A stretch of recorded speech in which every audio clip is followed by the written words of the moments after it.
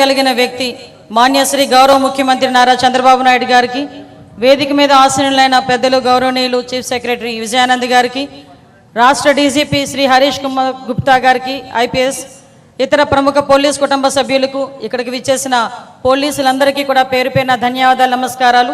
పత్రికా విలేకరుల సోదరులకు, నా సోదరీమణులందరికీ కూడా మరొకసారి హృదయపూర్వక నమస్కారాలు తెలియజేసుకుంటూ, త్యాగానికి ప్రతీక, ధైర్యానికి ప్రతిరూపం, కర్తవ్యానికి కిరీటమైన పోలీసుల అమరవీరుల సంస్మరణ దినం సందర్భంగా ఈరోజు ఒక సాధారణ సంస్మరణ దినం కాదు, దేశ భద్రతకు, అదేవిధంగా రాష్ట్ర భద్రతకు మరియు ప్రజారక్షణకు పోలీస్ వ్యవస్థ చేసిన అపూర్వమైన త్యాగానికి చిహ్నమైన పవిత్రమైన రోజు.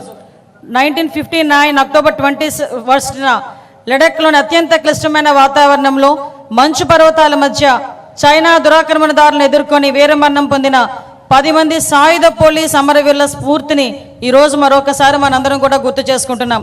పోలీస్ అంటే ఒక ధైర్యం, పోలీస్ అంటే ఒక బాధ్యత, పోలీస్ అంటే ఒక త్యాగం. ఈ పోలీస్ వృత్తిలో అడుగుపెట్టిన రోజు నుంచి కూడా ప్రాణాలను సైతం లెక్క చేయకుండా ప్రజాసేవే పరమాధ్యేయంగా మీరందరూ చేస్తున్న కృషికి మరొకసారి మీ అందరికీ కూడా పాదాభివందనం చేయాలి. ఎందుకంటే ఒక పక్క నుంచి వృత్తి ధర్మం నిర్వర్తిస్తూ, ఒక పక్క నుంచి ప్రజాసేవనే సాధారణ సేవ కాకుండా ప్రజాసేవే మీకు పరమావధిగా భావించి ప్రజల కోసం రాత్రి పగళ్ళు పనిచేసే పరిస్థితి మన పోలీస్ డిపార్ట్మెంట్ వాళ్ళకి. రాష్ట్రంలో ప్రజలందరూ కూడా, దేశంలో ప్రజలందరూ కూడా ప్రశాంతంగా ఉన్నారు అంటే పైన పోలీస్ అనే వ్యక్తి మా గురించి పనిచేస్తున్నారు, మా భద్రతకు రక్షణ వలయంగా నిలబడ్డారు అని ఒకే ఒక్క ధైర్యంతో ఈరోజు ప్రజలందరూ కూడా ఉండే పరిస్థితి.